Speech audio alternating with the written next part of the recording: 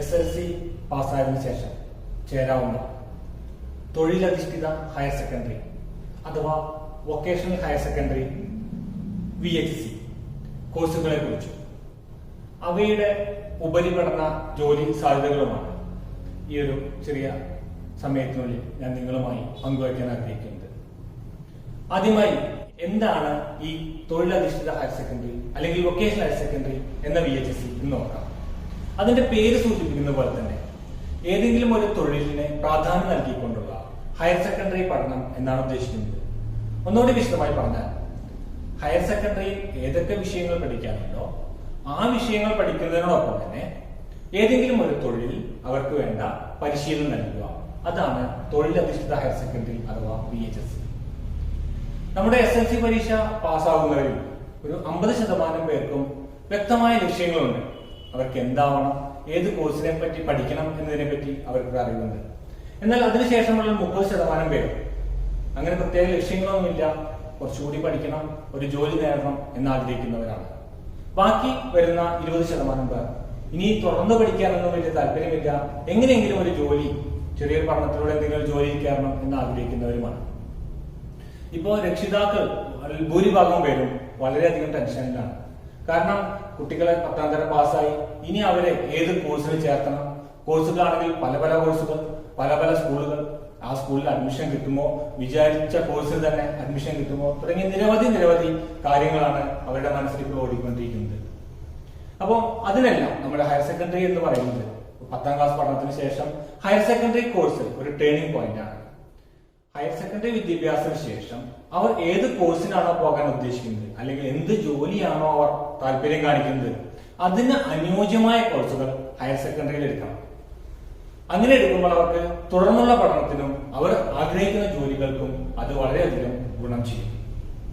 ഇനി തൊഴിലധിഷ്ഠിത higher secondary VHSയിലെ 6ാം വൊക്കേഷണൽ ഹയർ സെക്കൻഡറി സ്കൂളിലുള്ള ഏതാനും കോഴ്സുകളെ പറ്റി നമുക്കൊന്ന് നോക്കാം. ഇവിടെ 6 ബാച്ചുകളിലായി 6 കോഴ്സുകളാണുള്ളത്. ഒന്ന് AST എന്ന ചുരുക്കപ്പേരുള്ള ഓട്ടോ സർവീസ് ടെക്നീഷ്യൻ, അടുത്തതായി FTSC എന്ന് പറയുന്ന ഫീൽഡ് ടെക്നീഷ്യൻ എയർ കണ്ടീഷണർ, അടുത്തതായി DTA അതായത് ഡയറ്റ് അസിസ്റ്റന്റ്, 4ാമത്തെ കോഴ്സാണ് FHW front line health worker, അടുത്ത കോഴ്സ് TG എന്ന് പറയുന്ന ടൂർ ഗൈഡ്, അടുത്ത 6ാമത്തെ കോഴ്സായി വരുന്നു BCBF അതായത് business correspondent and business facilitator. ഈ കോഴ്സുകളുടെ പേരുകളെ പറ്റി കേട്ടപ്പോ പല കോഴ്സുകളും പുതുതായി കേൾക്കുന്ന പോലെ തോന്നുന്നുണ്ട് അല്ലെ? കാരണം നമ്മൾ മുന്നേ കേട്ടിരുന്ന MRA അല്ലെങ്കിൽ RAC, MLT തുടങ്ങിയ പല കോഴ്സുകളെ കുറിച്ചാണ് നമ്മൾ മുന്നേ കേട്ടിരുന്നത്. എന്നാൽ ആ കോഴ്സുകളെല്ലാം മാറി. ഇപ്പോ ഓരോ പ്രദേശത്തെയും സാഹചര്യങ്ങൾക്കനുസൃതമായി VHSC കോഴ്സുകൾ NSQF അതായത് നാഷണൽ സ്കിൽ ക്വാളിഫയിങ് ഫ്രെയിംവർക്ക് എന്ന ഒരു പാറ്റേണിലേക്ക് മാറിക്കഴിഞ്ഞു. ഇത് NSQF-ലേക്ക് മാറിയതോടുകൂടി ഉയർന്ന പഠന സാധ്യതയും തൊഴിൽ സാധ്യതയുമാണ് കുട്ടികൾക്ക് മുന്നിലുള്ളത്. കേന്ദ്ര ഗവൺമെന്റിന്റെ എല്ലാ പരീക്ഷകൾക്കും ഒപ്പം ഒരു കുട്ടിക്ക് സ്വയം തൊഴിൽ നേടുന്നതിനും ഈ സർട്ടിഫിക്കറ്റ് വളരെയധികം ഗുണം ചെയ്യും. ഇനി VHSC കോഴ്സുകളിലേക്ക് പോകുമ്പോൾ ആദ്യമായി ഞാൻ പറഞ്ഞ ഓട്ടോ സർവീസ് ടെക്നീഷ്യൻ അതായത് AST, car, motor cycle, scooter തുടങ്ങിയവയുടെ അറ്റകുറ്റപ്പണിയും അതിന്റെ പരിപാലനവും ആണ് ഈ കോഴ്സിൽ വരുന്നത്. ഒപ്പം വാഹനങ്ങളുടെ ചേസ്, ഇലക്ട്രിക് സിസ്റ്റം തുടങ്ങിയവ ഈ കോഴ്സിലെ പഠന വിഷയങ്ങളാണ്. AST കോഴ്സിന് പഠിക്കേണ്ട വിഷയങ്ങളെ പറ്റി ചിന്തിക്കുമ്പോൾ അല്ലെങ്കിൽ അതിനെപ്പറ്റി ചർച്ച ചെയ്ത് നോക്കുമ്പോൾ അതിന്റെ കൂടെ പഠിക്കാനായി വരുന്നത് ഹയർ സെക്കൻഡറി വിഷയങ്ങളായ ഇംഗ്ലീഷ്, എന്റർപ്രണർഷിപ്പ് ഡെവലപ്മെന്റ് അതായത് ED, ഒപ്പം AST തിയറിയും പ്രാക്ടിക്കലും, ഫിസിക്സ്, കെമിസ്ട്രി, മാത്സ് എന്നിവയാണ് ഈ കോഴ്സിൽ പഠിക്കേണ്ടതായി വരുന്നത്. ഇനി ഇതിന്റെ ഉപരിപഠന സാധ്യതകളെ പറ്റി ചിന്തിച്ചാൽ നമുക്ക് ബയോളജി പ്രധാന വിഷയമായി ഒഴികെയുള്ള ഏത് ഡിഗ്രി കോഴ്സുകൾക്കും അഡ്മിഷൻ ലഭിക്കുന്നതാണ്. ഉദാഹരണത്തിന് BSc physics, BSc chemistry, BSc maths, അതിനു പുറമെ BTech, BE, diploma, LLB, hotel management, DED തുടങ്ങിയ ഏത് കോഴ്സിന് വേണമെങ്കിലും ഈ കോഴ്സിന് ശേഷം ചേരാവുന്നതാണ്. ഇനി രണ്ടാമതായി വരുന്ന മറ്റൊരു കോഴ്സാണ് field technician air conditioner. Electronics, field technician air conditioner തുടങ്ങിയവയാണ് ഈ കോഴ്സിലെ പ്രധാന വിഷയങ്ങൾ.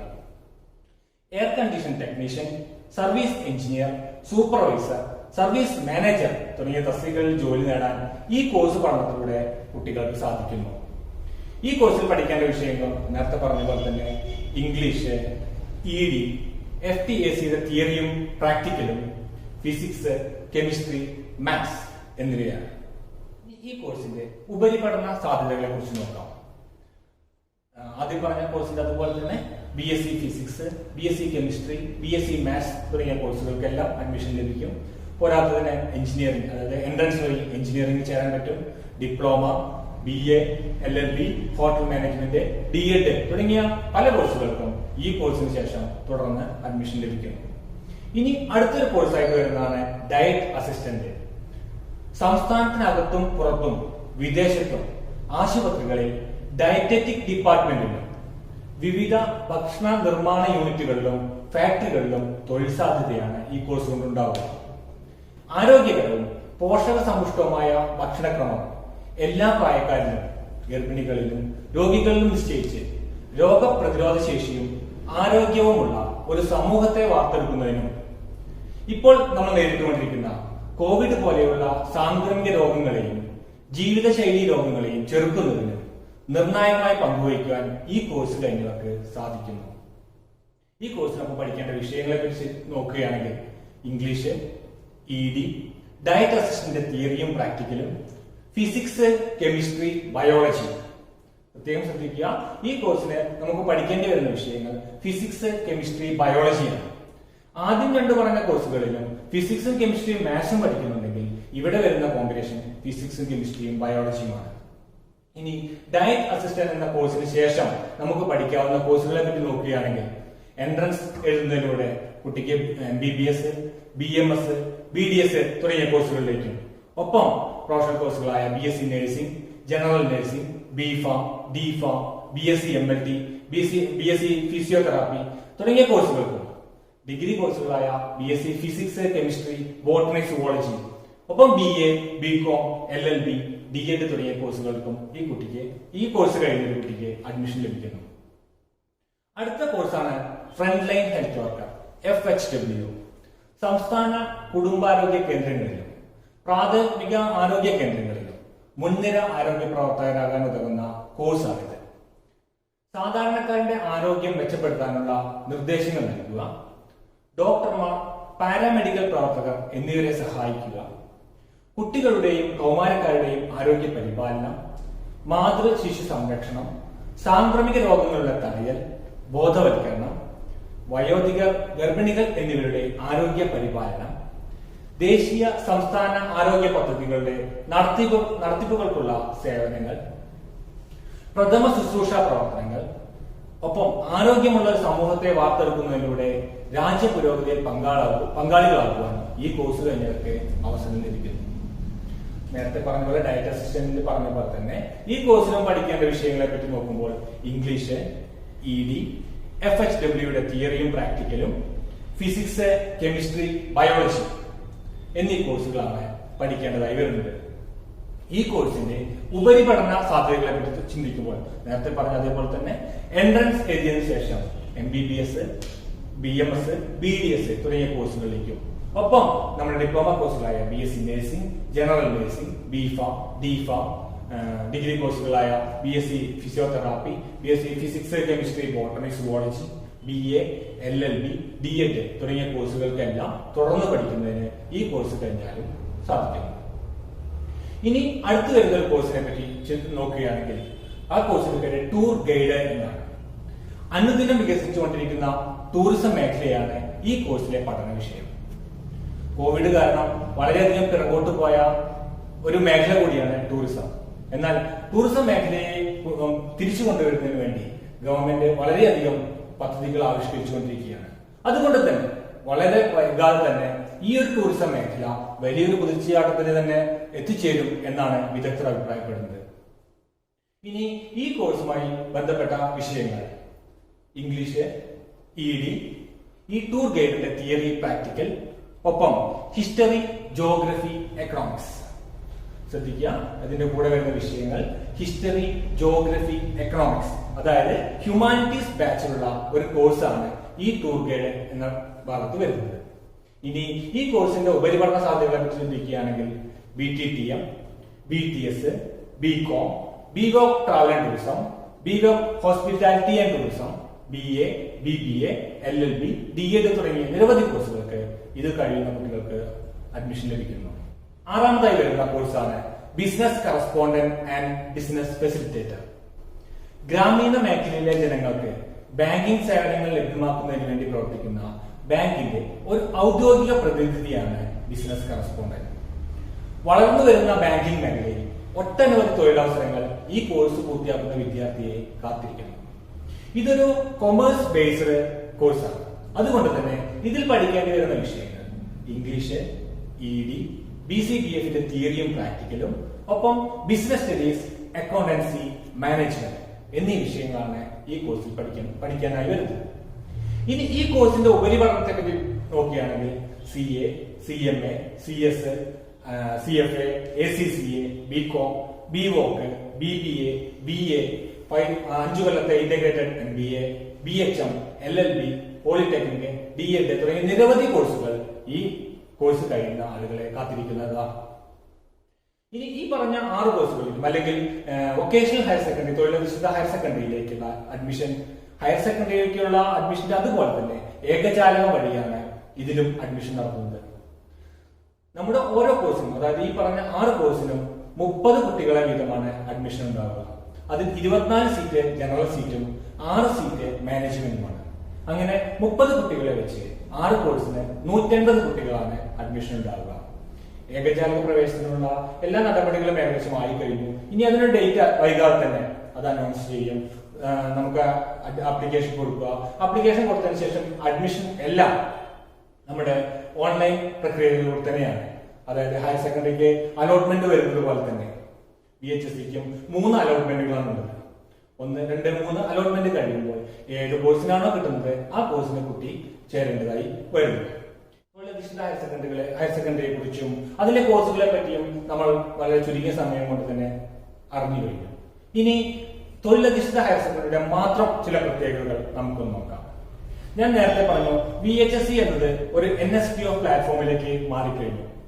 അത് കേന്ദ്ര ഗവൺമെന്റിന്റെ എല്ലാ പരീക്ഷകൾക്കും ഒപ്പം ഒരു സ്വയം തൊഴിൽ ചെയ്യുന്നതിനുള്ള കാര്യങ്ങൾക്കും കേന്ദ്ര ഗവൺമെന്റിന്റെ എല്ലാ ജോലികൾക്കും ഈ ഒരു NSPO സർട്ടിഫിക്കറ്റ് ഗുണം ചെയ്യും എന്നതിൽ യാതൊരു തർക്കവുമില്ല.